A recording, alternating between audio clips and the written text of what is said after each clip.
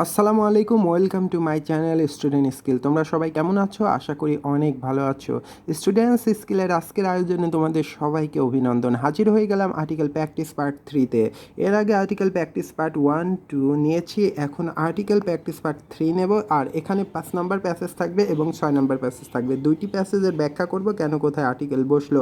সর্বপ্রথমে চলো দেখি এই প্যাসেজটির বাংলা অর্থ কী হচ্ছে।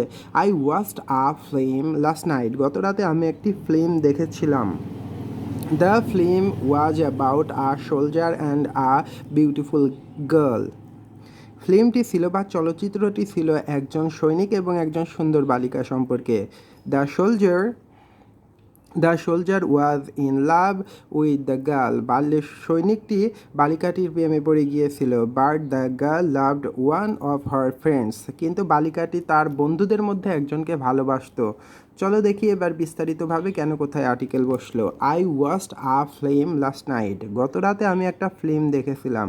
এখানে একটি মাত্র ফিল্মের কথা বলা হচ্ছে, সেজন্য এখানে আ বসেছে। আর ফিল্মের প্রথম অক্ষর কনসোনেন্ট আছে, সেজন্য আরও এদিক থেকে বিবেচনা করলেও এখানে আ বসে।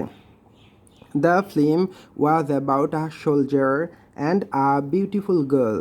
দ্য ফিল্ম, এখানে দা বসার কারণ ফিল্ম সম্পর্কে এর আগে বলা হয়েছে, আবার ওই ফিল্মটির কথাই বলা হচ্ছে। দ্য ফিল্ম ওয়াজ, ওই চলচ্চিত্রটি ছিল, সেজন্য এখানে রিপিট হয়েছে এবং নির্দিষ্ট হয়ে গেছে। এই ফিল্মটি সম্পর্কে আগে বলা হয়েছে, আবার ওই ফিল্ম সম্পর্কেই জিজ্ঞাসা করা হচ্ছে, সেজন্য এখানে নির্দিষ্ট হয়ে গেছে। আর নির্দিষ্ট হলে তার পূর্বে আর্টিকেল দা বসে। ওয়াজ অ্যাবাউট আ সোলজার, একজন অপরিচিত সোলজার সৈনিকের কথা বলা হচ্ছে এবং একজন মাত্র সৈনিকের কথা বলা হচ্ছে, সেজন্য এখানে আ বসেছে এবং সোলজারের প্রথম অক্ষর কনসোনেন্ট আছে, সেদিক থেকে বিবেচনা করলেও এখানে আ বসে। অ্যান্ড আ বিউটিফুল গার্ল, একজন অপরিচিত মেয়ের কথা বলা হচ্ছে এবং একজন মাত্র মেয়ের কথা বলা হচ্ছে, সেজন্য এখানে আ বসেছে। প্রথম অক্ষর কনসোনেন্ট আছে, বিউটিফুল সাউন্ডটাও হচ্ছে এখানে কনসোনেন্ট সাউন্ড, বিউটিফুল, সেজন্য এখানে আ বসেছে।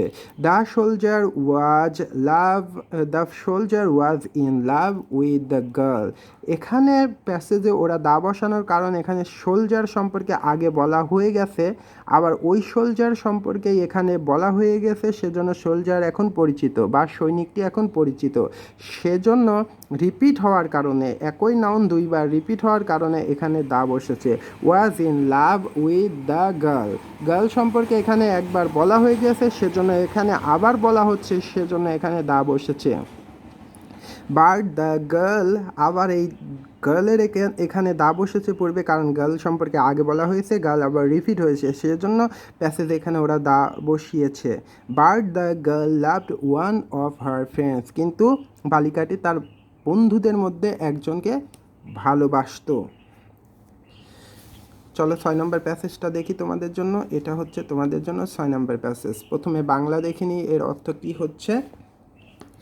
হাডুডু was a very popular game in Bangladesh. Hadudu বাংলাদেশে খুব জনপ্রিয় একটি গেম ছিল। It was an outdoor game, এটা একটি বাহিরে খেলা হয় এমন গেম ছিল। ইট রিকোয়ার্স, এটা দাবি করে, এই স্মল প্লেগ্রাউন্ড, একটা ছোট্ট খেলার মাঠ। এটা খেলতে দরকার হয় একটা ছোট্ট খেলার মাঠ। The field of hadudu, hadudu খেলার মাঠ is divided into the equal parts. Hadudu খেলার মাঠটি সমান ভাগে বিভক্ত হয়, হাডুডু খেলার মাঠটিকে সমান ভাগে বিভক্ত করা হয়। চলো দেখি, এটা ছিল এর বাংলা। এবার বিস্তারিত দেখি। Hadudu was a very popular game in Bangladesh. Hadudu বাংলাদেশে একটা খুব জনপ্রিয় গেম ছিল।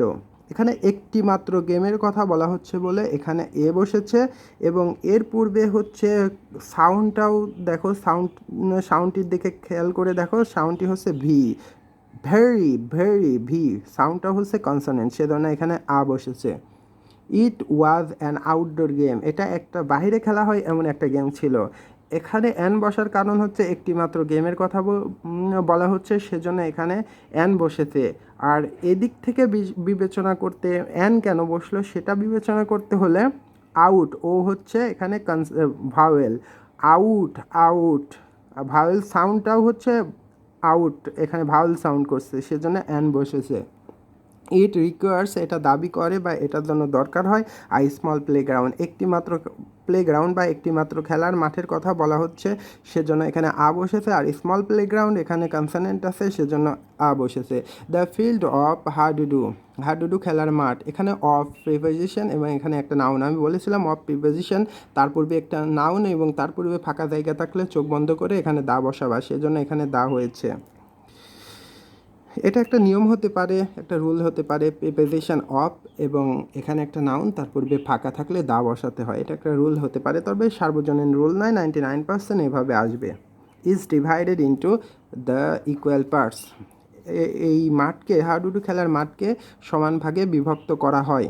এই ইকুয়াল পার্টস হচ্ছে বহুবচন, এই পার্টস বহুবচন হওয়ার কারণে এখানে দা বসেছে, এটা মনে রাখবে।